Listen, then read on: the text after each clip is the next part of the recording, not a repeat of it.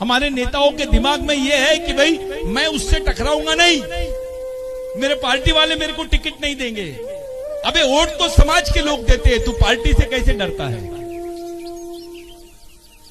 हम लोग यही हार गए हैं कि हम लोगों ने अपना सामाजिक दबाव यहां के नेताओं पे नहीं बनाया है। 80% आदिवासी है, आदिवासी पेशाब भी कर देंगे तो भाई जाएंगे ये लोग। लेकिन हमारे लोग एक समाज को एक जगह नहीं आने दे रहे हैं। ये गोंड है, ये प्रधान है, ये फलाना, ये गांडूगिरी की जो सोच है वो दिमाग में रख रहे हैं। ये हल्बी है, ये कंवर है, ये माडिया है।